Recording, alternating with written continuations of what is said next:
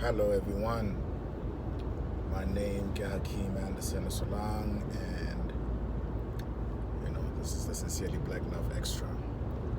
And today, a bit calmer, a bit lighter, a bit softer.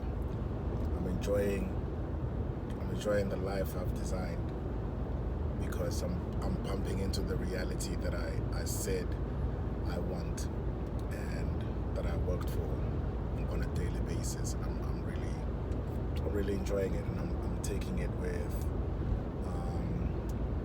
the biggest of smiles and the wildest of gratitude. And so today I want to talk about one of the ways I got to where I am, one of the ways I'm getting to where I want to go, and the tools I'm using to get there. But I want to center those tools around my ego, or what used to be my ego back then.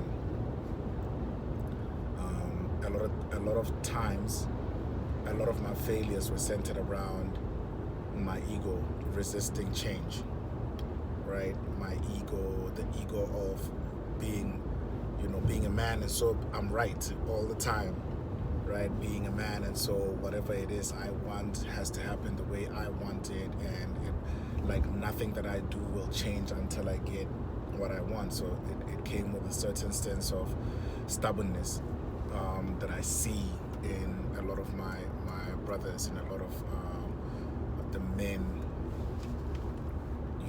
women endure, and women suffer. That kind of the attitude, the brashness, the being a rock and being a brick wall and being a mountain towards progress. My own progress, your own progress as a man, the progress of a relationship, progress of monetary success, financial freedom, all of that. It's all based off an arrogance that's born of the ego, right? And so undressing the ego has taught me that I was in fear of that change. I was in fear of the unknown. I was in fear of a reality that I don't know, and I don't know how to manage it, and I don't know how to deal with it, and I don't know what happens on the other side of that fence, and I wasn't brave enough to take the leap. I wasn't brave enough to admit that I was wrong. I wasn't brave enough to admit that a lot of the things that what seemed like progress, especially in women's lives, what seemed to be progress on my end with them was all based on a lie.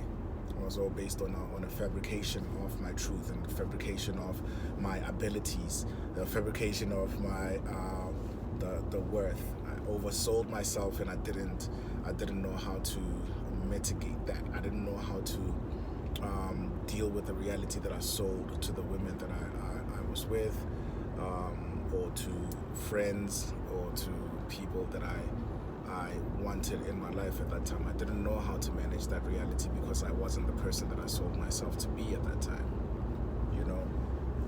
All born of the ego, and it was prolonged because of the arrogance.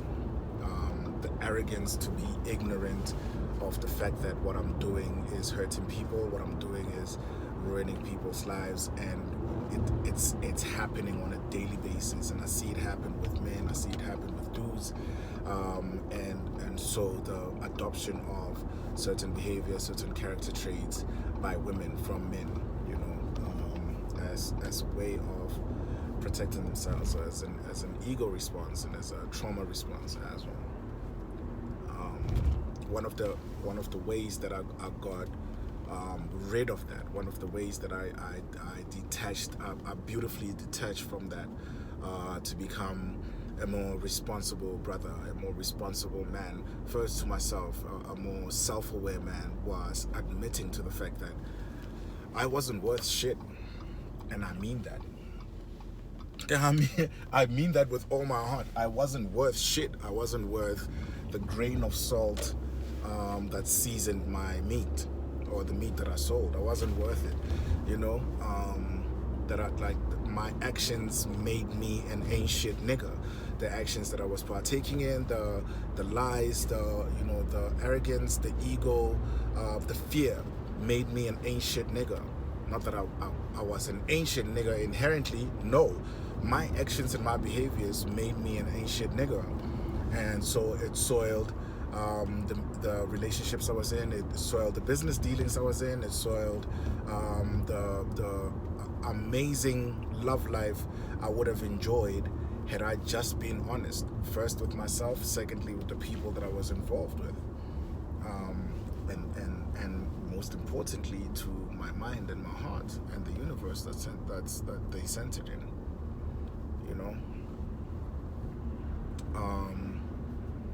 And so I first admitted to the fact that I was an ancient nigga, right? That's the first tool.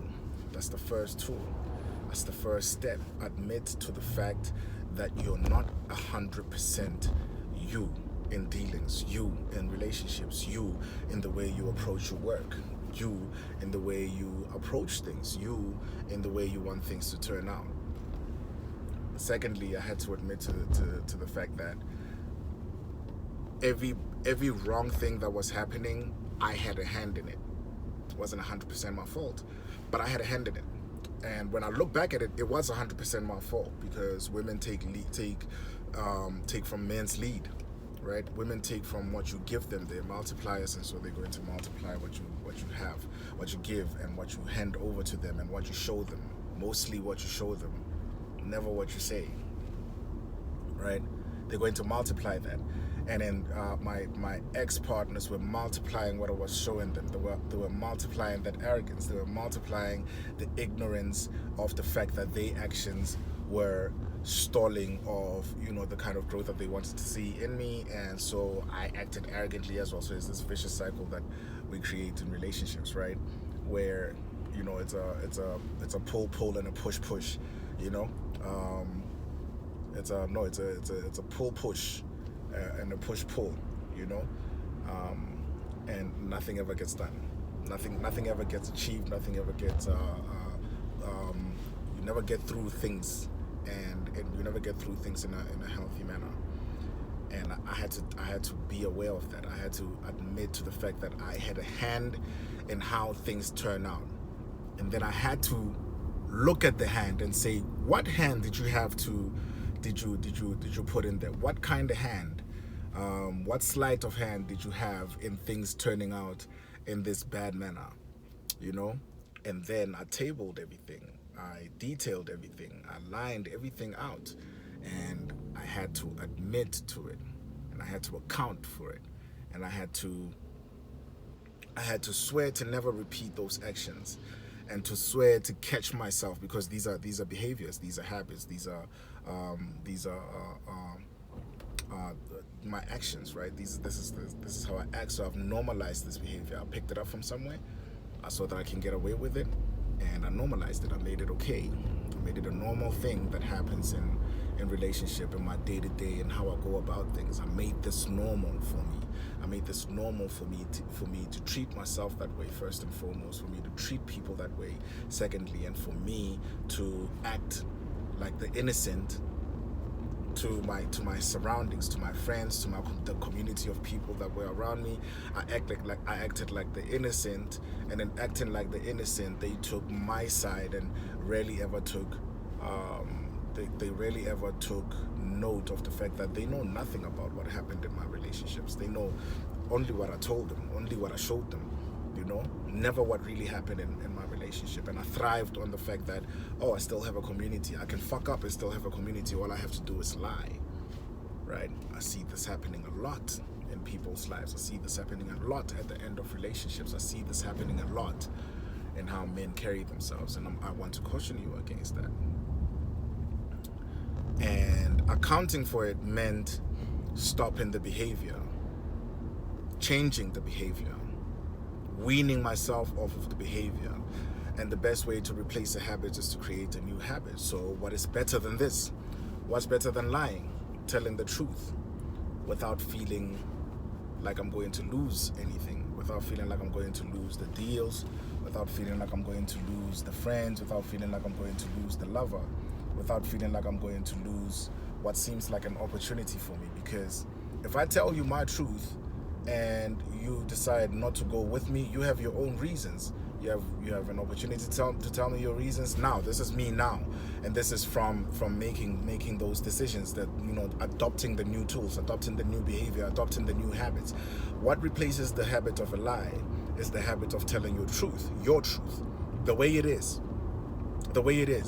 whether you have or you don't have, you're still okay with that, you know. So there was no great calamity in a person leaving me, or a person not dealing with me anymore because I told them my truth. There was no calamity. I had to be okay with the fact that people come and go, and people find what's beneficial for them to stay for in certain relationships, in certain business dealings. They have to assess whether they can grow with what you've presented in front of them, and I had to be okay with that. Some people found me worthy of being with, carried on with me, you know, and some people didn't find me worthy of being with, and I had to be okay with that. I might not want it, but just because I want it doesn't mean I should have it, right? It doesn't mean I should have it. And if it means I can't have it, and the reasons are laid out to me why I can't have what I want, I'm going to grow with that. I'm going to use that as, you know, as a wrench, or as a knip tang, as a tang, you know, to fix what needs to be fixed in my life. I resolved to do that. So in accounting, I learned, okay, create new habits, because clearly the habits that you have right now aren't yielding you the results that you want. So create new habits that are going to yield you what you want. The best way to see what habits can yield positive results is look at everyone around you who has better habits than you and are using them to improve their lives. I looked at my dad. First reference, right? Like me and my dad, right? I looked at my dad. I looked at like his fuck ups, and then I looked at how he remedied the fuck ups, and I looked at what new tools he was using in his newly developed arsenal to better himself and better his world. So I took from my dad. Then I took from V, who's my boy. Then I took from Sims, who's my boy. Then I took from Mata, who's my boy, right? And all of these guys have been teaching me what tools are necessary and what tools aren't. Coincidentally enough, these brothers are looking at me to see what tools are working for me and what tools aren't. You know, my mistakes are a huge lesson to them as much as their mistakes are a huge lesson to me. My progress is a huge lesson to them and to their progress, and adds to their progress, like their progress adds to my progress. And I learned a lot from how they progress in their lives, you know. Like V has one of the dopest relationships in the entire world. Well, to me, it looks and seems and feels and, you know, and behaves and lives like it's a great relationship. And most of the tools that I employ in my arsenal and will be employing in my relationship arsenal, you know, and tools that I use to better my relationship are exactly what I learned from Velapi. You know, I learned from other men how not to fail, you know, how to win, how to succeed, you know, how to be gracious in your losses. Oh, the sun, my God. I love the sunset. How to be gracious in your defeats, and how to get up again, get on top of the horse and go, you know, go win, you know, get up, dust yourself off, go kick the ball again, bruh. Like, I don't know how soccer's played, so I'm like, you know, but go score your goals, win the match, you know, win the league, become a champion of what you do. So I had to learn that. First, admit to the fact that you fucking up. Admit to the fact that, you know, your actions are making and creating a fuck up out of you. Admit to that. 2, become aware of what your actions are doing. Become aware of yourself. Become aware of those actions. 3, account. Account for your actions. Account for your behavior. And in accounting for your behavior, develop new habits that replace the old habits. That's step number 4. Create new habits, better habits that replace the old habits and turn you into a champion. Turn you into a winner. It isn't hard to create these habits because you can study how other people have done it. You can study how other men have done it, bro. You can study how other men have done it. You can ask the men who have done it how they did it. The information is free. The game is free. Practicing it, you're gonna have to pay for that. You know? You're gonna have to pay for that. Once you identify what the problem is, you have an opportunity to do something about it, right? You have an incredible opportunity to do something about it. And the fear of what's on the other side of you being a shit nigga is nothing as closely rewarding as the relief of achieving for yourself what you need to achieve for yourself in order for you to enjoy a good life, in order for you to live a good life, in order for you to max out on that shit. You know what I mean? The relief, bro. The happiness that you enjoy the happiness you enjoy when you've mastered a skill applied on a daily basis and it yields you great results and it propels you forward. I can't explain the joy and the gratification that you get. It's not instant. You have to work at it continuously and continually. You have to work at getting better. You have to work at being better. You're going to fail. You're going to fuck up. You're going to drop the ball. But rather drop the ball on your dime. Rather drop the ball while you refining yourself, right? You know, when you're refining yourself, you already created manifest with refinements from God. We just steer away from the straight path so much. We steer from the straight path so much that, you know, we normalize bullshit. And when we normalize bullshit as men, we think that's the only formula that works. We think that's the only way of living. We feel that's the only way of living because everyone around us is just bullshit as well.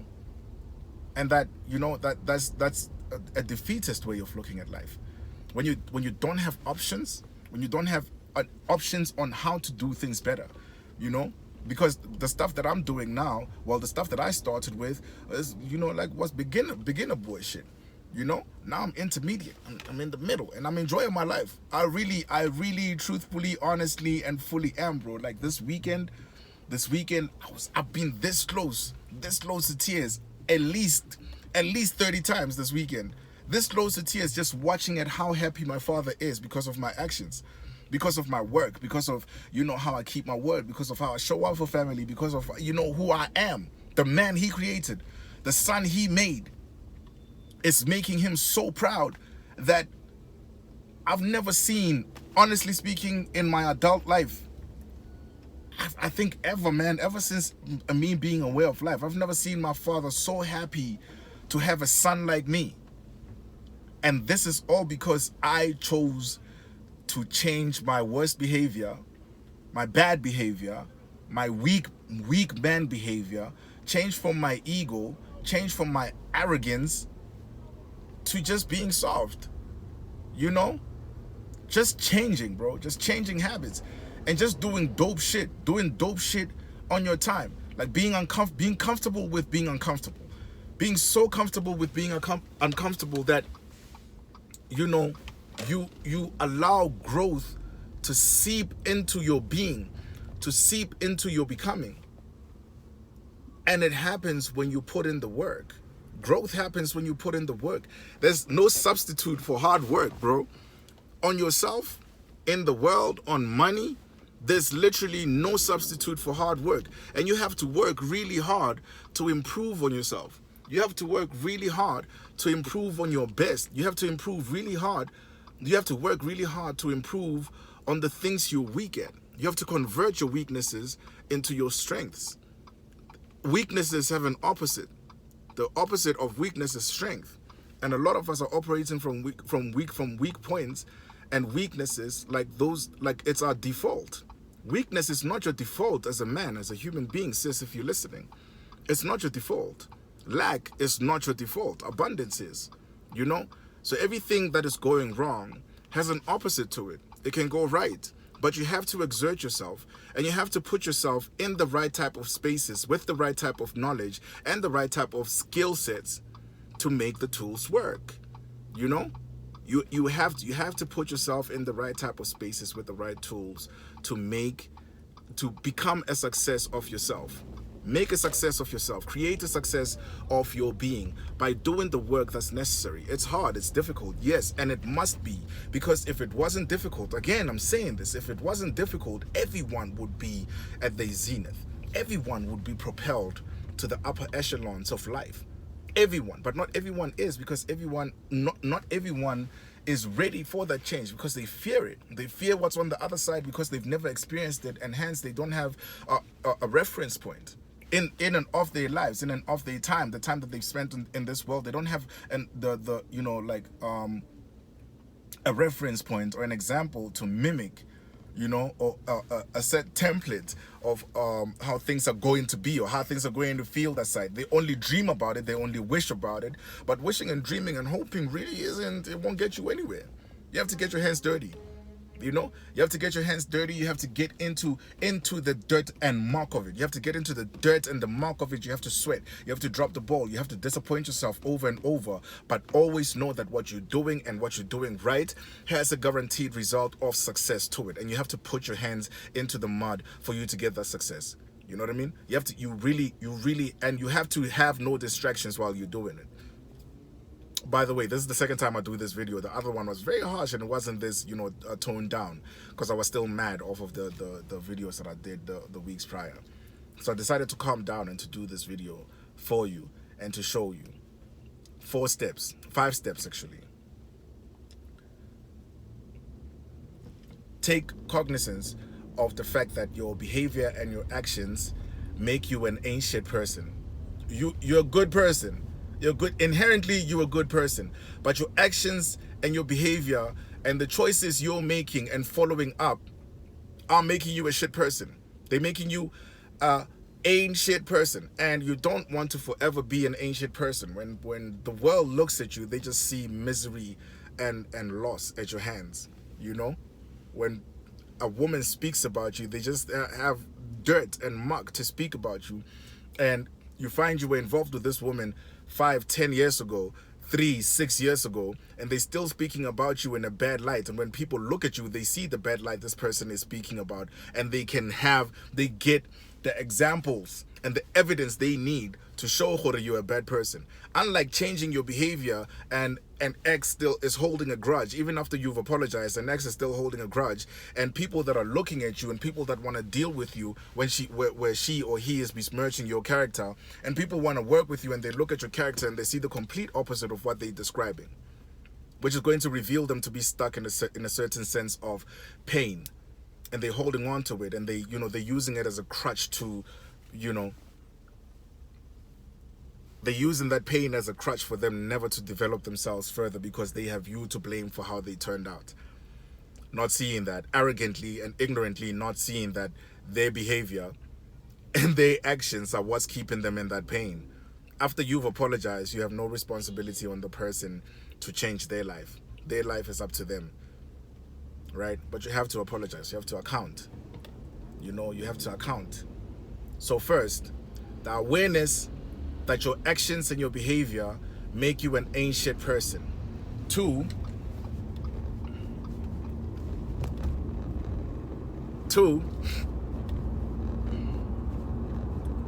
is admitting to your hand in how badly things have turned out. 3 is putting down all the actions and behaviors that you do to make shit turn out in a bad light, in a bad way, in a heartbreaking way, and promise yourself never to repeat those actions again. And 4, develop habits, new habits, positive habits, great habits that replace that behavior and those actions. Follow it up with actions. Every single habit that you adopt is followed up by action, and a habit concretizes and becomes ritual. It becomes a ritual. For you to do this thing becomes a ritual. When you've normalized it in your life, it's now a ritual that you practice on a daily basis. A habit only becomes a ritual when you practice what you've assigned yourself to do. How you want to behave improves how you want to behave. Is the habit. The habit has to be followed by the action correlating to that habit that makes it a ritual. The rituals that you practice on a daily basis are what improves your character. Those are tools. The actions are the tools. The habits are a guideline. The how-to, they have the how-to. They have the manual book. Create a manual book for yourself that replaces the old manual, the old autopilot manual. Do you know what I mean? Stop being on autopilot and copying the weak behavior of other men, and design the life that you want. The ego is just fear, bro. It's fear of the unknown. It's fear of the unknown. So if you don't know how a certain action is going to turn out, look at the people that are doing those actions and really dig into how those actions are benefiting their life. It's not difficult for you to do that. You know, it's not difficult for you to do that. This message also applies to the sisters. It's like, if you want to change your life, you have to develop new habits that replace the habits that you have right now. If you want to polish your character, you have to make the habits, the habits and actions rituals in your life. You have to do that if you want to change it. If you want to change it, really change it fully.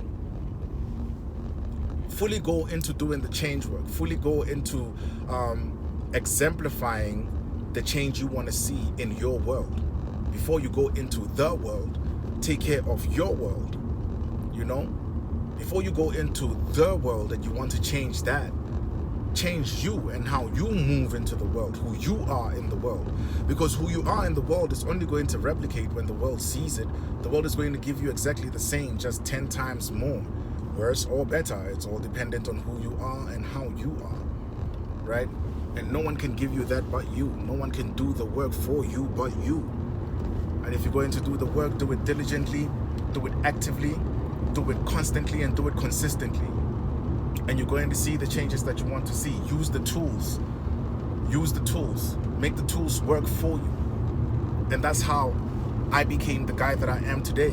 I use the tools on a daily basis. I'm still using them now. And I catch myself when I try to slip back to that old behavior.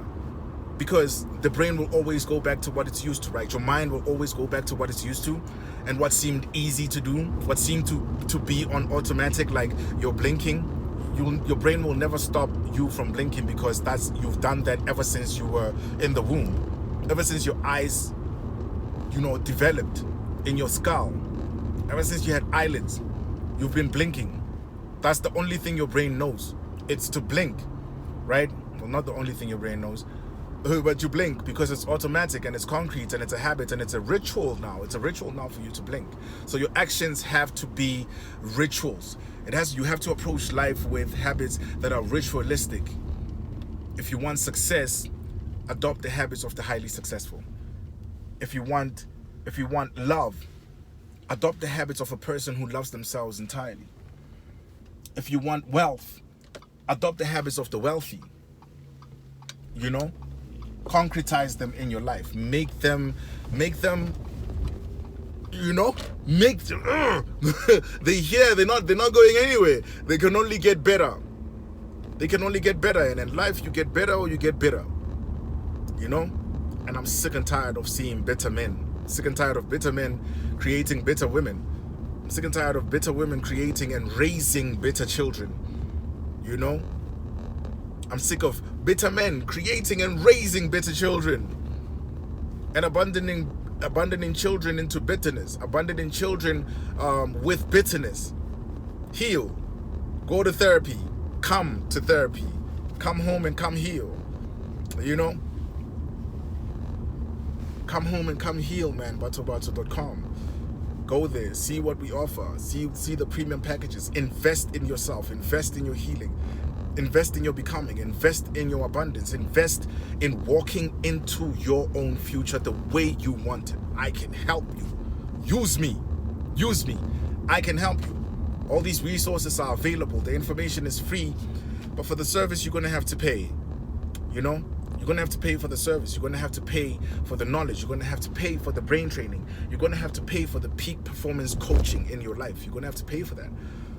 Invest in yourself. Invest in the tools that make you an incredible human being in this life. You want your parent to look at you like my father and my mother look at me, and they are enjoying what they see right now. They are fully enjoying it, and I want that for you. Oh man, I want that for you. I want that for you immeasurably, and I'm still improving. I haven't even scratched the surface. I just did the basic. I just did the basic of showing up first for myself, first in my world, and then I'm showing up for my world. I'm showing up for my nucleus, the innermost layer is me. The layer around the innermost layer is my family, my children, my parents, my siblings. You know, the layer around that is our friends and our in-laws. I'm showing up. I started first with myself, audited, took account, created new habits to replace the old habits, used the tools, made them ritualistic. Every single day, you go on my Twitter every single day. Clear mind. It starts with glory be to God, right? Subhanallah, glory be to God. Then it gets followed the next tweet. Full heart, clear mind, open eyes. Anyone who follows my Twitter will tell you every single morning without fail. That's how you know I'm alive. Full heart, clear mind, open eyes. And that's how I approach my life. That's how I approach it. For the past 12 years, I've been writing this on Twitter. Full heart, clear mind, open eyes. Not 12 years, 9 years. For the past 9 years, I've been writing this on Twitter. And then I follow it up with good morning, black love. Good morning, black love. How you doing? You know what I mean? Ritualistic. Habits that are ritualistic. And put in your world, the last tool, number 6, in your world. In your world. Get rid of the distractions and put things that inspire you to propel yourself further into the future that you want. Every single day, put things in your life. Full heart, clear mind, open eyes. That's a tool. That's a tool. Every single thing that I go into, whether it's a conversation with someone I know, someone you might consider a nobody, I go in there with the fullest heart. With the fullest heart. All the knowledge that I have, I'm going to impart for that situation, in that situation, with that person. And I go there to learn as a student. Clear mind. I know nothing. I will listen to this person. I will not hurry to answer them. I will not go in there with the ego and try to posture greatness like I know everything. I don't know shit. I don't know nothing. I don't know anything but the little I know. And the little I know is just to blink and to practice the rituals. That's it. Open eyes. Open eyes for the world's truth and the world's lies. I'm fully aware. I'm fully aware with full awareness of what is happening around me, what is happening in me, and what is happening to me, and what is happening for me right now. The things that I'm grateful for are happening for me. Are happening for me.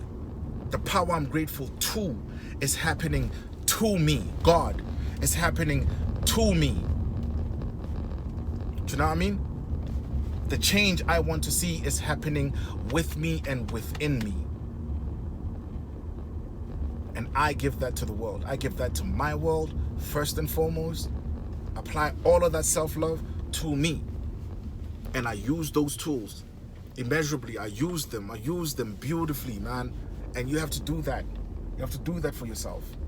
Occupy the spaces in your world with the tools, the resources, the skilled minds, hearts, and souls that are going to propel you into the future you want. But you have to believe in yourself, and you have to abandon fear. You have to abandon fear and embrace what you don't know. It's the only thing that's going to build you. You didn't know how to walk. Now look at you, looking like you've been doing it your whole life, ever since you came out of the womb.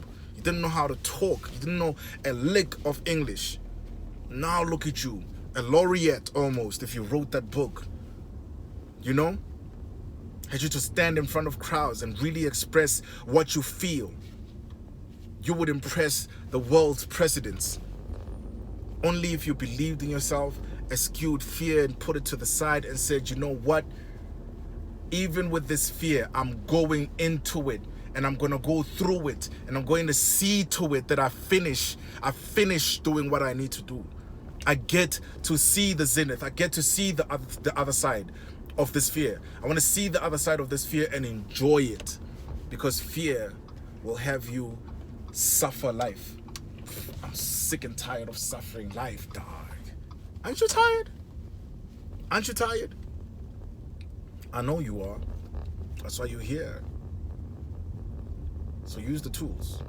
The last one, the sixth one, is fill your world with the people and the things that are going to propel you into the changes that you want. Completely. Consume difference so you can produce the difference. Instead of worrying about people who are going to look at you as a weirdo and the different one, concern yourself with being the difference.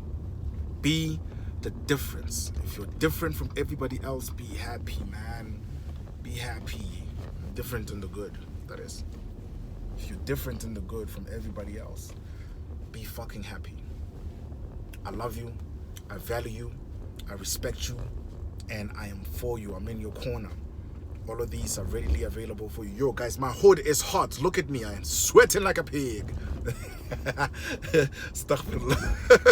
Astaghfirullah. But I love you. I respect you. I value you. And I believe in you. I believe in you. And if you're changing for the good, I'm proud of you with all of my heart. And I'm cheering you on. I'm cheering you on highly and entirely. That's a beautiful side that you're yet to meet in life. It's called freedom. And freedom is taken. It's never asked for. It's never begged for. Nor can it ever be awarded you. It is taken. Take your freedom and stop being weak. Be soft. Be kind. Be love. Be light. And always do actions that are going to gain you God's smile and God's validation. That's all you need in life. I love you. Be safe. Always. This is GML Extra. No, not GML Extra. What am I saying? This is Sincerely Black Love Extra. And I am Hakeem Anderson.